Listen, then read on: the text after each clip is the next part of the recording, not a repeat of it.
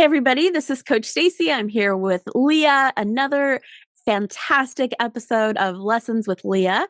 So, last week was your first meet, and it was a big one for the Gators. Tell me a tiny bit about it, and then tell me one big win for you personally in the last week.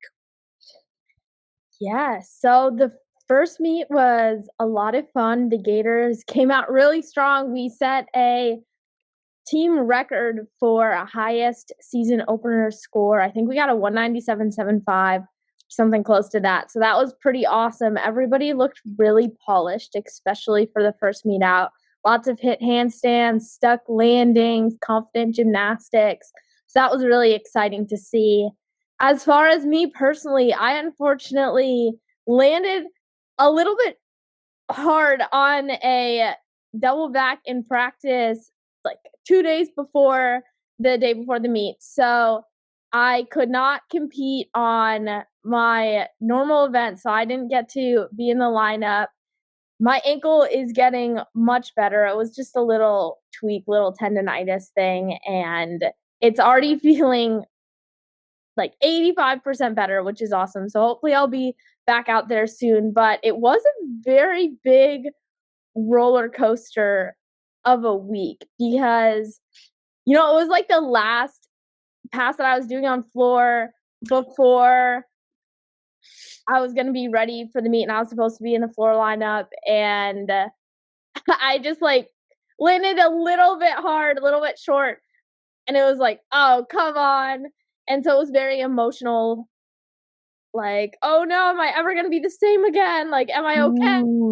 How am I gonna be able to compete on Friday? Is the season ruined? And you start getting into that downward spiral really quick. So it was a bit frustrating, especially being so close to meet, and I was so ready. Yeah. I don't think I'd ever been so ready. Yeah. For a first meet before. So because we've talked about that a lot this summer as you and I were doing some coaching together, that just like you put in the work this summer like you've never really have before. So you were just like so much more prepared this year, right? Yeah, I was prepared and I was healthy all fall. So it's like, oh, come on, right before the first meet. Yeah. Well, I think if we can work through that a little bit, honestly, like I'm feeling much better now, like that I'm healing up, but it was emotionally very taxing. I was like, wow, okay, I'm not doing something right if I'm letting myself spiral this much from one tiny ankle tweak. And it doesn't mean that my season I'm not going to be able to reach my goals, because I am going to be able to reach my goals. Yeah. It's 15 weeks long and I'll be healthy again and I can get back out there, and that's the goal. Yeah. And well, what did your brain tell you? So your brain went down, of course, to all the what ifs, and you started to talk about them. What was the spiraling what ifs? Yeah, I think it was honestly, I don't know. I think I've tried to block out part of that because I just was in not my normal positive attitude for a day. Right. And then once I was like, wow, the next morning I woke up and I was like, oh, I can walk normally without wincing in pain again. And so it's like, oh, maybe I will be okay. And I got it checked out and they're like, oh yeah, it's just like tendonitis, and you just tweaked it a little bit. You just tweaked it. But one of the things that we want to learn how to do is that when our brain starts to spiral, we instead of just letting it spiral, we want to actually face it. Yeah. Because when we don't face it is when it remains scary. Remember, it's we hear a noise in the other room and we're laying there in fear and we're never quite sure. But if we just get up and turn on the lights, we're okay. Yeah. So the same thing, let's just face it really quick. We don't have to spend a lot of time on it, but I want to help your brain learn. Here's I read a quote this last week that said, when we avoid a negative emotion, we teach our brain that it can't handle that emotion. And what we have to learn how to do instead is to teach our brain that it can handle those emotions and how to do it. So those emotions become way less debilitating. So what would you think was the emotion that you were, like, so unwilling to not wanna feel? I think it was disappointment, and I Yeah. honestly think I was able to feel it. Good. And so I think that was a good thing, like, I went through a little bit of a grief cycle of I'm disappointed, Good but job. then I picked myself back up, I'm like, "You know what? It's okay."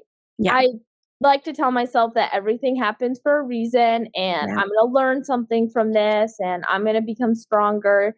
Even though this wasn't necessarily how I envisioned the start of season going, Yeah. I do believe that it's ending up in a positive, and what So that do will be you then, think I that don't know. you're so I think I'm just gonna throw this out there because I know you don't wanna spend a ton of time on this topic in Yeah, our session today, but I think that one of the things that happens is, of course, you go to the catastrophic. I'm not gonna be able to compete at all this season. I did something crazy to my ankle, da da da da da. But my guess is you mostly were just really disappointed to not be in the season opener in your senior year, and exactly. you can't get that back. Right.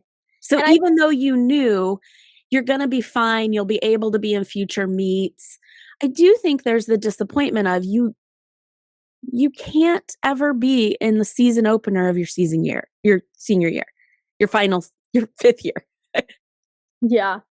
And that's okay. We can feel disappointed about those kinds of things, right? Mhm. And I think the hardest part of it was being at the meet, and Yes. I just felt detached, which Yeah. was weird because I've never like, I've had meets where I didn't make the lineup, but I could have been out there, and I in those situations, it was like, "Oh, man," I'm, like, kicking myself because I could have done better in practice that week and been up on that beam or whatever it was, and it's lights that fire in me that, "Oh, next week, I'm gonna be out there. I'm gonna do what I need to do, get my stuff together," and that, like, subconsciously makes some sort of flip in my brain, and I'm all fired up.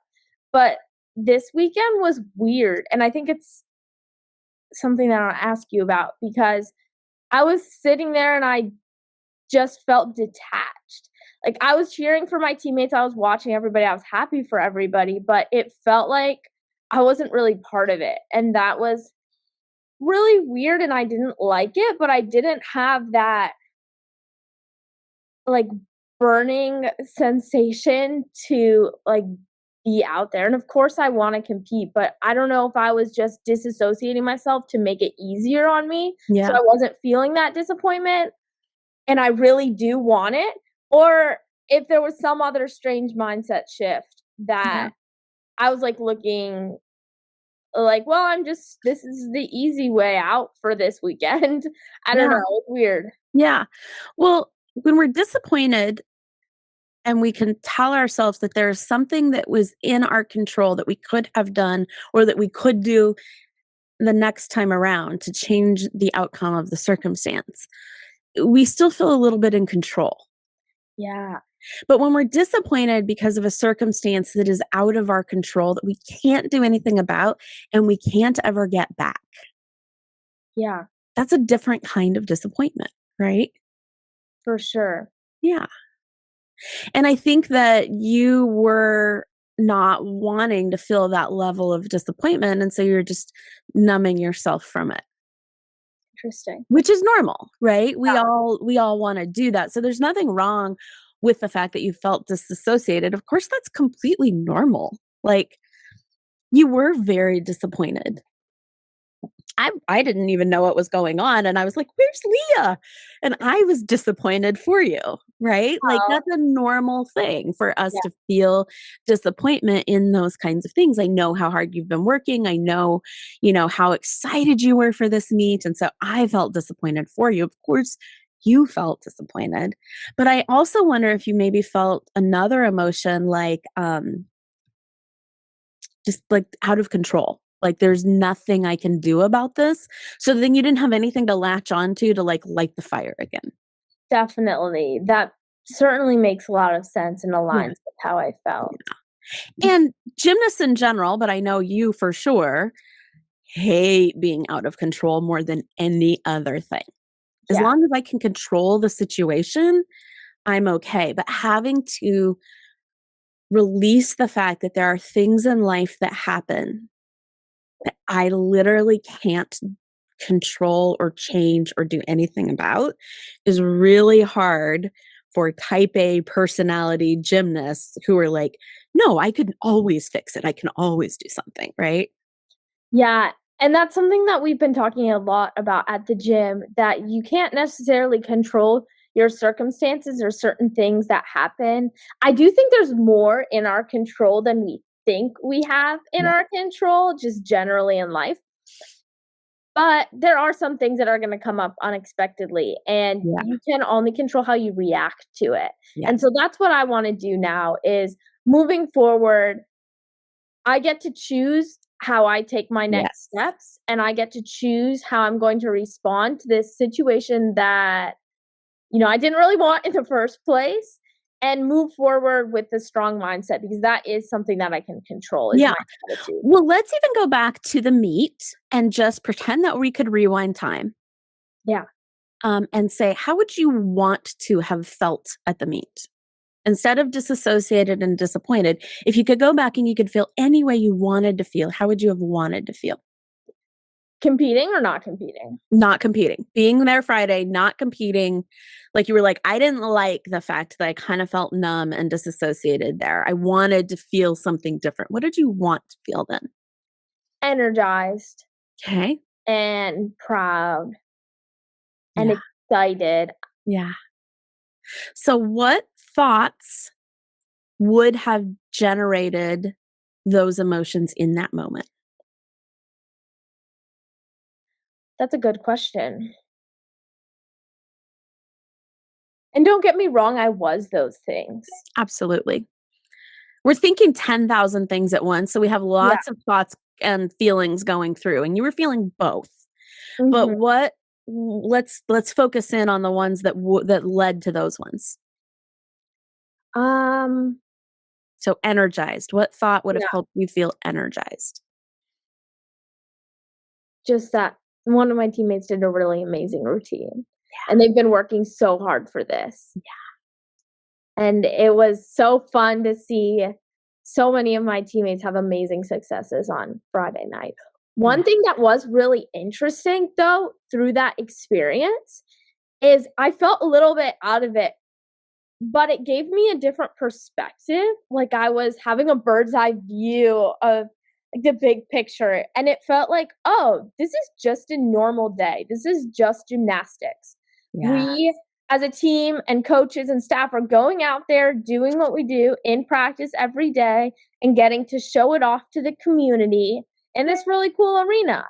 And it almost de-escalated that crazy aura of tension around the meet that I usually feel. And since I went into the meet knowing that I was safe and I wasn't going to be competing, which I was sad about, but I could see it from a different viewpoint that this is just gymnastics and I'm not stressed right now. So when I get to compete next time, I can come back to this feeling of it's just gymnastics and we're just doing what we do and it doesn't need to be so stressful and uptight. And I can cultivate a feeling of gratitude that I do get to compete because it's disappointing not to. Yeah. And I think that's something that could have come out of it that was like a positive. Yeah. I wanna cry hear you saying that. Oh, And here's why. One of the 3 reasons that we decided to do this podcast, one of the reasons that you wanted to do coaching is that you were like, "I know I can go out and have an amazing senior year." I keep saying your senior year, 5th last year. I know I yeah. can go out and have an amazing last year. But what I want is for it to be different. I don't want it to be stressful the whole time. I don't wanna feel anxious. I want to feel light and free and have fun. And I'm seeing it from a bird's eye view of there was no better way for you to learn that lesson even at the very beginning of the season than for this to have happened. This was the best thing for you because giving you that perspective, if you're able to carry it with you, will give you your wish of having a free, fun, energizing, free Yeah. last year. I feel like I have the power now to Yeah, compete freely. I love that. Uh, And if we could go back and we could choose between getting to be in our season opener or getting to learn this deep lesson that will help us have the rest of the season feel free and fun, yeah. I think you would choose that. It'd be hard. You'd still be like, "Ooh, could I learn it and compete?" No. Yes. The But I only way guess you could learn sometimes it it was to doesn't work that way. right? Right. Yeah. What a beautiful opportunity, what a beautiful result for you. I love it. So that's one thing for sure to take forward. The reason that I wanted you to figure out what emotion you would have and what thought is so that the next time you're in a situation where you don't have control, where you're feeling disappointed, we're going to feel what we call and emotions. We're going to feel the negative emotion of disappointment, and that's okay. And we're also going to feel energized because we're excited of being there for the team opener. And we're also going to feel, what was the other ones you wanted to feel? Proud and Proud. excited Yeah. And we're going to feel proud because of why? because I get to be part of this incredible team. And even though the result wasn't what I wanted, I am proud of the work I have put in to get here. Totally. Yes, very much so. So we want to be able to teach ourselves that we can feel both at the same time. The thing about the brain is the brain's like a flashlight. It just can only like hone in on one thing. So Yeah. the art of what you do is you realize I'm feeling both. I'm feeling disappointed and I can let that feeling be there. It's normal. And I'm feeling excited and energized and proud. And all I want to do is instead of keeping my little flashlight pointed towards disappointed, I'm going to let it be there and then I'm going to move it on. And I'm going to know that I'm feeling both emotions at the same time, but I'm going to focus the flashlight on feeling excited and proud and Absolutely. energized. And then that's how you can move forward and shift your energy even in the moment when you're feeling disappointed. I love that visualization Yeah. of being able to know that both of those emotions are there, but you get to choose which one you shine your light on Yeah. and focus on. Yeah. And we don't have to push either of them away. And they're both valid and part of the experience. And you could But just be there. yeah.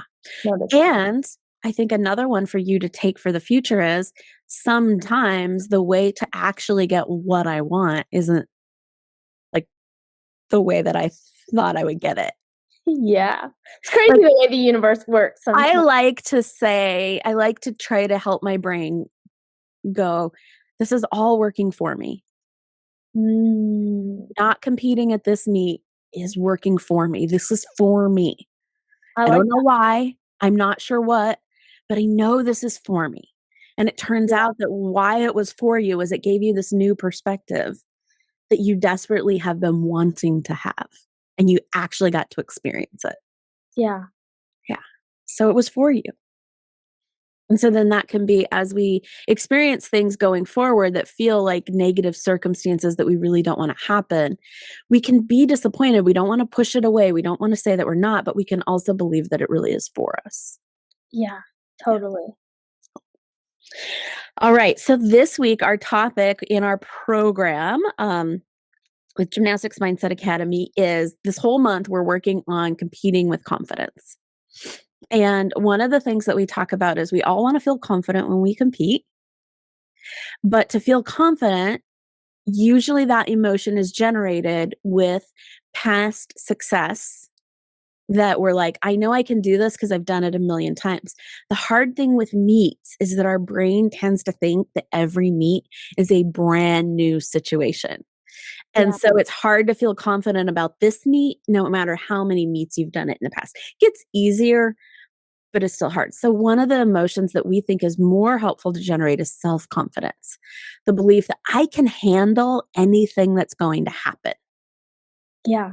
I'm confident that I can go into this meet and I can do it because I'm confident that I can handle anything that comes at me. So, last week we talked about uh believing that your performance does not equal your worth. Yes. And then this week we're talking about learning to do what you say you're going to do. And here's how it translates into building confidence. When we do what we say we're going to do and we build this relationship of trust with our brain, that our brain's like, yeah, we always do what we say we're going to do. Now, of course, we're human.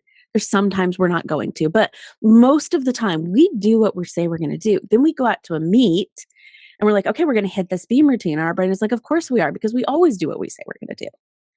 Okay, I'm going to do, a long hurdle in my round off for my last pass. Of course we do, because we always do what we say we're going to do. Totally. So, one of the ways that we cultivate that is by telling ourselves we're going to do things that we know we're going to do.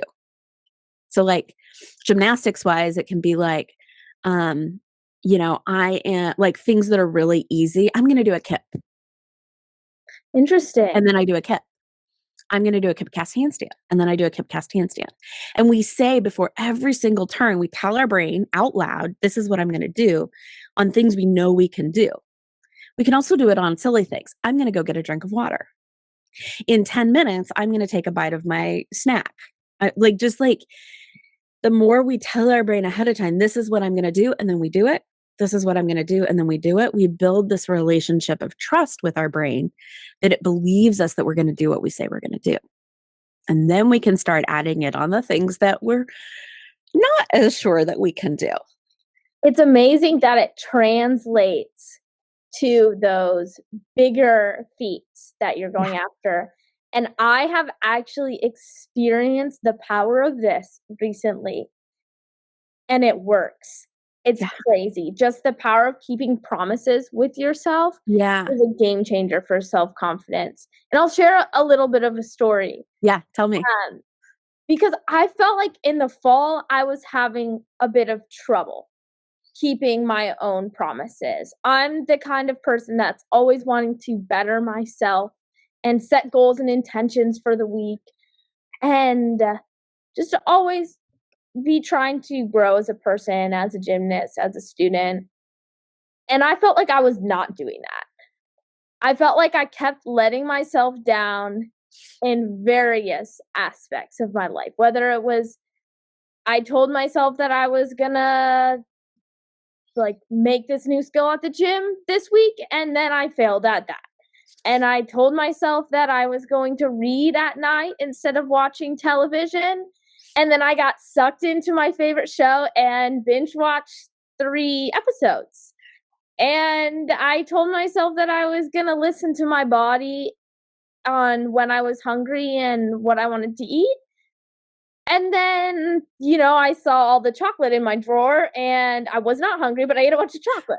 And it just translated to so many different aspects of my life. And I was feeling like I never do what I'm going to say I'm going to do. And Yeah. especially with school, it was like, I'm going to get this done on Wednesday.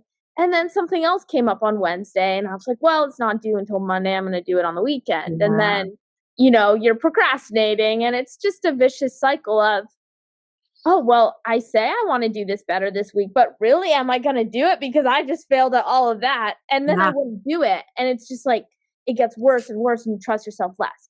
So I came to a point where I was like, "I gotta do something where I keep my promise to myself," and I started doing well, I did some mini challenges with myself in the fall. Like one week, I was like, I'm not going to eat dessert for a week. Not because there's anything wrong with eating dessert. Like it had nothing to do with the Right. actual eating dessert, but I needed to have that power of doing something that I said I was going to do. And I framed it as a challenge. Yeah. And I love eating dessert. I would eat dessert every day. And I just wanted to break the cycle of it and prove to myself that I could do it. And I did. And that felt so good. And that was just like a small little step. And I started, keeping those promises to myself a little bit more. And then I started doing, maybe some listeners have heard of the 75 hard challenge. I decided I was gonna do that. I just woke up one day and I was like, "You know what? I'm gonna do it." And one of my teammates actually the same day decided she wanted to do it too. So now we're a little bit accountability partners. And it's a challenge where for 75 days straight, there's a whole list of items that you do. I made it my own and I rebranded it to 75 Fun because I think that it's going to be fun to see how I can consistently build these habits and fun to see how I grow as a person because of this. Yes. And also some of the things are fun. Yeah. And I decided to do it because I just wanted to be the type of person that can keep my promises and most of all have consistent healthy habits. Like I just Yes. want to have that as part of my identity. I'm somebody that has healthy habits. And so Yeah. some of the things that are on this challenge are like an hour and a half of working out every day. Do that anyway. Right. That was easy. Yeah, with gymnastics, outdoor movement, so going on a walk outside or spending time out in the sun whenever possible when the weather's good, which is pretty much every day in Florida winter. Reading at least 10 minutes of a nonfiction book every day. I've been wanting to get into some business books, and I've finished a couple so far. I added in meditating every morning, so there's a specific, like, daily guided meditation I listen to on the Calm app.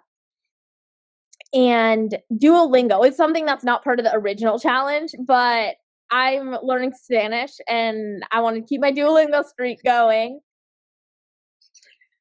And I think that is the challenge. Yeah. Oh, and you're supposed as part of the challenge, you're supposed to follow a certain diet. And so what I picked was no processed sweets because it can be whatever you want, and I'm already a vegetarian. And I think I'm on day 16. I've almost lost track because it's just become my lifestyle now. Yeah. And since I've been doing that, even just a couple of days, it was like, wow, I've I've been doing all of the things that I said that I would do. I don't wanna break the streak now. It's Yeah. crazy how powerful a streak is, but I've just felt that confidence, like, just build up, and I'm like, Yeah. "Wow, I'm a person that says I'm gonna do what I say I'm gonna do," and I've seen it translate into my schoolwork and into, like, this consulting project that I was procrastinating for months, and it's been really great. I just feel better about myself Yeah. overall. I know that was a super long tangent, but I No, but say that I'm so glad that you went into it because, so like within our program, we spend the entire month of September on time management. And so often the girls are like, yes, I need this right now because I'm like drowning in schoolwork and gymnastics and I don't know how to balance it all. And yet, what does this have to do with gymnastics? And learning how to build the relationship with yourself to do what you say you're going to do in your time Yeah. is one of the most important ways to build a relationship of trust with yourself, that you do what you say you're going to do. When you build that relationship, it translates so directly out onto the competition floor. 100%. And Yeah. it just makes me feel like I can do anything, and I can Yeah. do things that are difficult. And Yes. when you do things that are difficult, then they become less difficult, or Yeah. it seems that way because Yeah. you're stronger. Well, and do you remember when we were coaching on time management and you were like, well, here's the thing. I planned to do, this creative thing that I was going to need to do, and I just didn't have creative energy. And when I don't have creative energy, I can't do it in the time that I planned. So I was going to come home and do that, but I was feeling really tired. I knew it wasn't going to be good. Sorry about the It's dog. fake. It's fake. You can do things when you don't wanna do them. Yeah, and then I was like, what if this week you just try? You just do it anyways and see what happens. And you were like, oh, that totally worked. Yeah, and sometimes, you need to give yourself a little push. The first book that I read for my little challenge was Atomic Habits, which is a great book. that I would definitely recommend. And there were so many aha moments where it's like, oh, that's why I do that. But one of the tricks was deciding like when you're going to do something and attaching it to a habit that you already do and also giving yourself some reward. Yeah. And so for me, I needed to finish this one consulting project that was taking me a really long time, and I kept pushing it off day after day after day. And I told myself, okay, so this week, after I eat dinner, which is something I always do, I'm going to work on it for 30 minutes. So time bound, have to stop after 30 minutes because that felt manageable. Like I can do 30 minutes. It's not going to kill me. And then before I get to go and make TikToks. And that was my reward because I like making TikToks and sandwiching it between something I already do and something that I wanted to do and keeping my promise to myself that I was going to work on it just for 30 minutes. It worked. I finished it that week. And after the 30 minutes, I was like, wow, I really think I could keep going just a little bit more on a couple of those days. So I did an extra 15, but I cut myself off. So I didn't overburden myself. And it went very well. And so I've had that like freedom of, well, now I don't have this project hanging over my head and I can focus on gymnastics and things like that, which has been wonderful. Yeah. So bringing it back to the season and into competing, the way that it helps, summarizing this all up, is that when you start telling yourself, this is what I'm going to do, and then you build this relationship of trust, it will be so much easier when you walk out onto the floor and you're like, I always do what I say I'm going to do. And right now, I am going to use my mental skills. I am going to use mental choreography, and I'm going to go up there and I'm going to hit this beam routine. And your brain's like, yep, totally on board. And so, the biggest takeaway, would be to practice that this week, but you've been doing that already. And so, I want to ask you, we're getting long, so I don't want to go super long on this, but I want to know how it's been going with what we talked about last week of believing that your performance does not equal your worth. You had said, I think that's what I'm going to have to work on for a while. So I just wanted to check in on that. Definitely. Well, I've seen a little bit of a shift and, bringing it back full circle to the fact that I did get to compete at the season opener. There was no performance. Yeah. And if I fully attached my performance to my worth, I would be feeling completely worthless right now. But I'm not. And I still believe that, I'm a great gymnast and a worthy person. I'm telling myself that. And it feels true. Like it doesn't feel like it's a lie, which I think is a huge step for progress for me. Yeah. And, I think these other things that we're talking about, like building those habits and being consistent with what you plan, that makes me feel good about myself and worthy as well. And so I still feel like a confident person that can go and attack the next challenge. And I think that's what it's all about. And I'm excited to continue making little mini challenges for myself and moving forward in the gym and outside of the gym.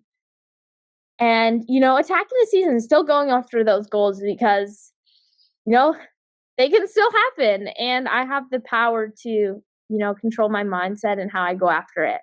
So I'm excited for that. And hopefully, within the next couple weeks, I'll have some better news about getting to compete. We'll just have, we'll have to see how my ankle heals up. But on that note, I've definitely been able to translate some of those things into the gym, like set better intentions as well. I think a big shift was saying words during my routine. I told myself, okay, I'm really going to focus on my words this week. Yeah. And honestly, I have not missed a series on beam since before holiday break, which is crazy. That's awesome. And I haven't done it for the past couple of days, but I went like a few weeks of making them all, which 100% success rate, that's pretty good. And like 90% of those were probably nailed. Yeah. So definitely something to build on, and I can't wait to be, like, fully healthy again, Well, so I here's one of the fun things. This is a little side topic. I promise I won't go on a super long, but one of the fun things that they've studied our brain, and our brain lights up in the exact same ways when we visualize ourselves doing something as when we actually do it. So when you're in a season where you're injured and you're not able to do your reps, you can actually still do your reps when you're doing them in your mind. So going through your words, visualizing, or even like just walking through it with your arms and your head actually still, like, you could tell yourself, I'm continuing my streak of 100% nailed ones because yeah, every one I do in my brain, I'm nailing. And however many you would normally do in a practice, do that many in your head. And then you're like, totally still have my streak. Um, totally. and it's kind of crazy how it works. Coach Allie talks about her last year of competing in college, she had a major shoulder injury. And so for a lot of things, like she couldn't train it. She showed up at a meet, she did the routine that she had not practiced because she couldn't practice. And she said that she did so much visualization practice. She'd spent tons and tons of time practicing in her brain, and it was her best year. She was Wow. like, I was better when I was like doing it in my head than even the years where I put in tons and tons and tons of reps. Now, that obviously comes with the fact that she still had the muscles to do it and she had the experience of doing it, but like the same for you. You Ab have the muscles and the experience. So Visualization is so powerful. I always it's use it when I'm on crazy. vacation too. Yes. On that note, though, I think something that I sometimes struggle with on random occasions, and I know a lot of other gymnasts do, Yeah. is what about when you visualize it wrong? Like, it's hard to visualize it right sometimes. Sometimes I just, like, can't figure out how my body can do that in my head, and I'll be trying to visualize, like, a double back off bars, and I'll just, like, get stuck in the air and do, like, 4 flips or, like, not flip at all, or it's just, like, physically impossible things happening in my head. So how do you break that cycle, Yeah. and what to do when that happens? Like, do I keep visualizing? Do I stop? Do I, like, do it more with my body? Uh, Yeah. So we do an entire month on visualizing in our program. So I don't want to put a whole month into this 2 minutes, but I'll try to summarize. The first is that, how we did the thought model, our thoughts, and then the feeling it generates, and then the actions we take, and then the result that we get. So when your thought is not one that's generating a emotion that's going to create the right actions, doesn't matter how much you visualize it, you're going to visualize yourself messing up. If mm, the thought is, I can't do this, or I'm going to mess up, or I don't know if I can make this, like you're going to create that in your head. So the first work to do is doing the thought work to getting yourself into the positive beliefs and thoughts about the skill. Then you can do a fun little process where you start outward in. So you start by visualizing somebody else who can do the skill successfully and watching them do it. yeah. And then you start putting them in your Leo with your hair tie on, in your gym, with your coach, and you watch them do it in your head. And then you start replacing yourself into it, where now you're watching yourself do it. And then you finally end with imagining yourself like a GoPro, where you're doing it inside your head and you're visualizing it from your perspective. You hear the sounds in the gym that you would normally hear, you smell, you see, and you do it from inside your head. But you do it in a progression and you start with the outside of somebody else and then you work inward instead of just like trying to visualize yourself doing it from the beginning. I love that. Great way to end, and I think that's a huge reason why I've, like, improved some of my skills. Sometimes when I'm struggling with something, I don't visualize myself doing it because I've Yeah. been doing it badly or whatever, Yeah. and I'll visualize, like, Simone Biles doing a vault or 100%. Trinity Thomas doing her bar routine because, I mean, maybe it's not the exact skill, but I visualize that and I can feel it in my body Yes. because, like, I know how that would feel for the most part. 100%. And then almost every time I go up and it's, like, completely changed skill, like, Yeah. breaks, like, a bad habit like It this, really does. which is It's crazy. crazy. Yeah. So Great job. Try All it, right. everyone. Can't wait until next week. I'll Yes. see you then. Talk to you soon. Bye. Bye.